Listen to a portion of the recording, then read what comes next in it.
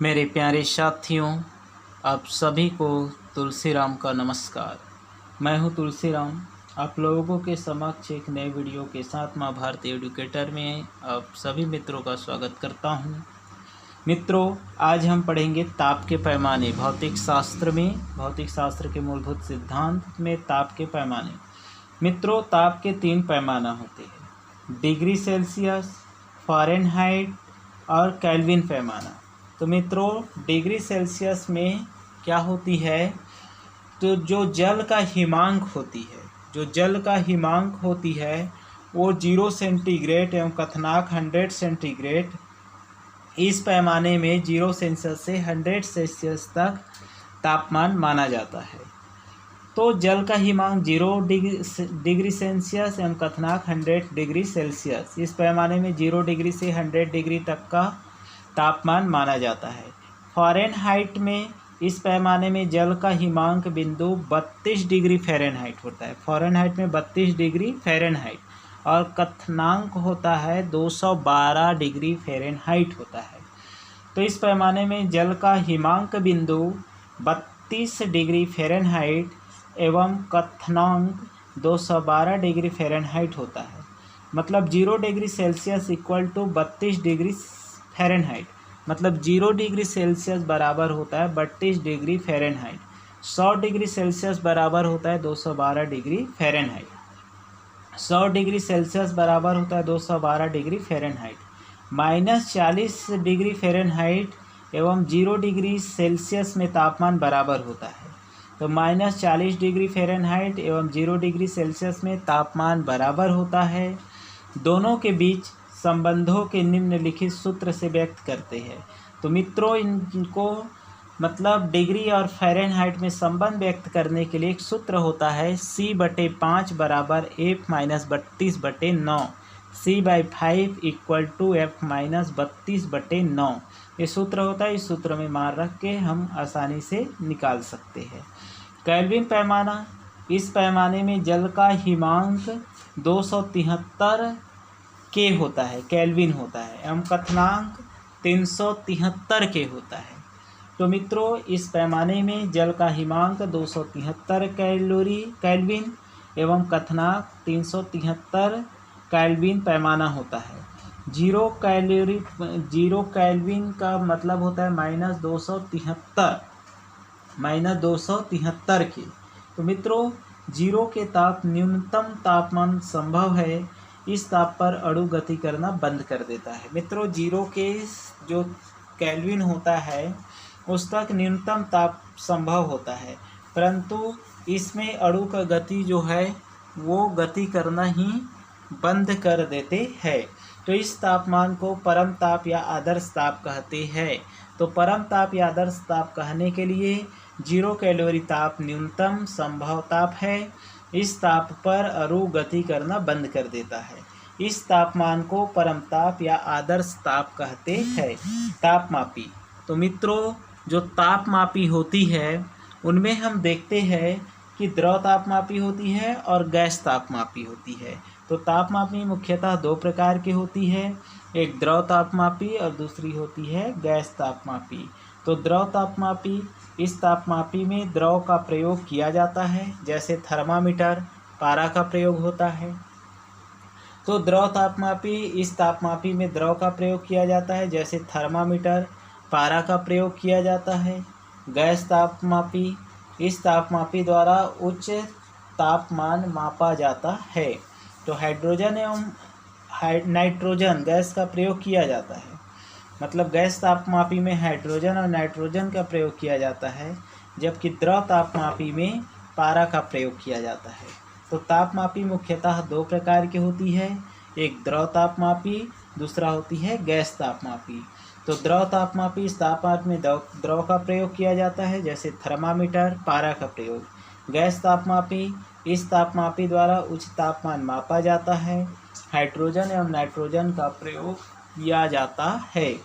तो मित्रों, तापमापी यंत्र जैसे बहुत से यंत्र भी होती है, जैसे थर्मामीटर का आविष्कार गैलीलियो ने किया था। थर्मामीटर का आविष्कार गैलीलियो ने किया था। इस यंत्र में पारा भरा जाता है। थर्मामीटर ऊष्मीय प्रसार के सिद्धांत पर कार्य करता है। मित्रों, जो थर्मामीटर होता है वह ऊष्मीय प्रसार के सिद्धांत पर कार्य करता है। पायरोमीटर बिना स्पर्श किए हुए उच्च तापमान की वस्तुओं को मापा जाता है। तो बिना स्पर्श किए हुए उच्च तापमान की वस्तुओं को मापा जाता है, उन्हें हम पायरोमीटर कहते हैं। और सूर्य एवं गर्म भट्ठियों का तापमान मापा जाता है, उन्हें पायरोमीटर में सूर्य एवं गर्म भट्ठियों का तापमान मापा जाता है। बोलोमीटर में इसके द्वारा सूर्य का तापमान मापा जाता है। बोलोमीटर इसके द्वारा सूर्य का तापमान मापा जाता है। थर्मोकपल ताप युग्म धातु के दो तारों की सहायता से तापमान मापते हैं। थर्मोकपल ऐसी युक्ति है जिस ताप युग्म है जिसमें धातु के दो तारों की सहायता से तापमान मापते हैं। थर्मोस्टेट दो बिंदुओं के मध्य तापमान का स्थिर होना थर्मोस्टेट कहलाता है। दो बिंदुओं के मध्य तापमान का स्थिर होना थर्मोस्टेट कहलाता है। स्वस्थ मनुष्य का तापमान 37 डिग्री सेल्सियस या 98 डिग्री फ़ारेनहाइट होता है।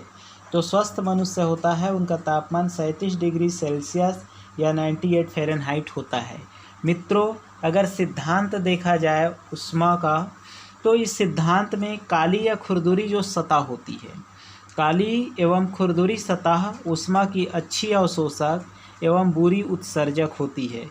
मित्रों, काली एवं खुरदुरी सतह ऊष्मा की अच्छी अवशोषक एवं बुरी उत्सर्जक होती है। सफ़ेद एवं चिकनी सतह ऊष्मा की अच्छी उत्सर्जक एवं बुरी अवशोषक होती है। तो काली एवं खुरदुरी सतह ऊष्मा की अच्छी अवशोषक एवं बुरी उत्सर्जक होती है। सफ़ेद एवं चिकनी सतह ऊष्मा की अच्छी उत्सर्जक एवं बुरी अवशोषक होती है। मित्रों, जैसे उदाहरण में हम देखते हैं, ठंड के समय गहरे रंग के कपड़े पहने जाते हैं। मित्रों, इन सिद्धांत को हम देखते हैं और समझते हैं तो हम देखते हैं कि ठंड के समय गहरे रंग के कपड़े पहने जाते हैं। खाना पकाने के लिए काले बर्तन उपयोग किए जाते हैं।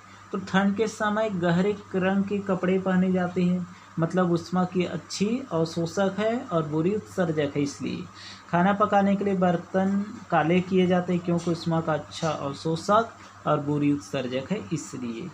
मित्रों, गर्मियों में भैंस पानी में तैरता है, इनका भी कारण क्या है? ऊष्मा की अच्छी अवशोषक और बुरी उत्सर्जक होती है। मित्रों, अब देखते हैं हम ऊष्मीय प्रसार। यदि किसी वस्तु का तापमान बढ़ाया जाए तो उसके आकार में वृद्धि होती है। मित्रों, ऊष्मीय प्रसार यही बोलता है कि यदि किसी वस्तु का तापमान बढ़ाया जाए तो उसके आकार में वृद्धि होती है। जैसे रेल की पटरियों के मध्य जगह छोड़ी जाती है। रेल की पटरियों के मध्य जगह छोड़ी जाती है। कांच की गिलास में अत्यधिक गर्म द्रव डालने पर कांच टूट जाती है। तो मित्रों, हम देखते हैं कि कांच की गिलास में अत्यधिक गर्म द्रव डालने से कांच टूट जाती है। इसी तरह मित्रों, ऊष्मीय संकुचन होता है। ऊष्मीय संकुचन क्या होता है? प्रसार मतलब बढ़ना और आकार में वृद्धि होती है, लेकिन इसी तरह से ऊष्मीय संकुचन होता है। ऊष्मीय संकुचन का मतलब होता है वस्तु का तापमान कम किया जाता है तो उसके आकार में कमी आती है। मित्रों, ऊष्मीय संकुचन का मतलब होता है वस्तु का तापमान कम किया जाता है तो उसके आकार में कमी आती है। जैसे बिजली, फ़ोन के तारों को झुला दिया जाता है। बिजली और फ़ोन के तारों को झुला दिया जाता है, इसका एकमात्र कारण है ऊष्मीय संकुचन। मतलब वस्तु का तापमान कम किया जाता है तो उसके आकार में कमी आती है। द्रवों का प्रसार। तो द्रवों के प्रसार, अगली टॉपिक है द्रवों का प्रसार। द्रवों के तापमान बढ़ाने पर उसका आयतन बढ़ता है। द्रवों के तापमान बढ़ाने पर उसका आयतन बढ़ता है एवं घनत्व घटता है, उनकी डेंसिटी घटता है और वॉल्यूम बढ़ता है। ठीक है मित्रों, वॉल्यूम इंक्रीज होता है, डेंसिटी डिक्रीज होता है। तो द्रवों के तापमान बढ़ाने पर उसका आयतन बढ़ता है एवं घनत्व घटता है एवं द्रव्यमान नियत रहता है।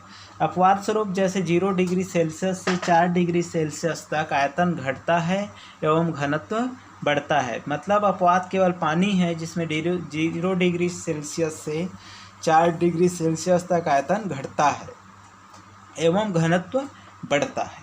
4 डिग्री सेल्सियस में पानी का घनत्व सर्वाधिक रहता है और आयतन न्यूनतम रहता है। 4 डिग्री सेल्सियस में पानी का घनत्व सर्वाधिक रहता है और आयतन न्यूनतम रहता है। तो मित्रों, आज हमने पढ़ा तापमान के पैमाने डिग्री सेल्सियस, फ़ारेनहाइट सेल्सियस और केल्विन सेल्सियस। ये 3 प्रकार के होते हैं। डिग्री में 0 सेल्सियस से 100 सेल्सियस तक जाता है और फ़ारेनहाइट में 0 डिग्री से 32 फ़ारेनहाइट तक, और इनका कथनांक 212 फ़ारेनहाइट होता है। इसी तरह से केल्विन 273 के, कथनांक 373 के होता है। तापमापी, द्रव तापमापी जिसमें थर्मामीटर पारा का उपयोग करते हैं, और गैस तापमापी जिसमें हाइड्रोजन और नाइट्रोजन का उपयोग करते हैं। थर्मामीटर देखें जिसका आविष्कार गैलीलियो ने किया था, उसमें प्रसार के सिद्धांत पर कार्य करता है। पायरोमीटर उच्च तापमान की वस्तु को मापा जाता है। बोलोमीटर सूर्य के तापमान को मापा जाता है। थर्मोस्टेट 2 वस्तु के तापक्रम को मापा जाता है। और सिद्धांत काली एवं खुरदुरी सतह में ऊष्मा अच्छी अवशोषक है। जैसे खाना पकाने के लिए काले बर्तन का उपयोग किया जाता है, उसमें प्रसार ऊष्मा का प्रसार होता है, मतलब तापमान बढ़ता है तो आकार में वृद्धि होती है। रेल की पटरियों के मध्य जगह छोड़ी जाती है। उसमें संकुचन, वस्तु का तापमान कम किया जाता है तो उसके आकार में कमी आती है। जैसे बिजली या फोन के तारों को झुला दिया जाता है। द्रवों का प्रसार, द्रवों के तापमान बढ़ाने पर उसका आयतन बढ़ता है एवं घनत्व घटता है एवं द्रव्यमान नियत रहता है। तो मित्रों, पानी अपवाद है। तो मित्रों, आप लोगों को समझ आ गए होंगे। माँ भारती एडुकेटर में आप सभी मित्रों का स्वागत है। धन्यवाद।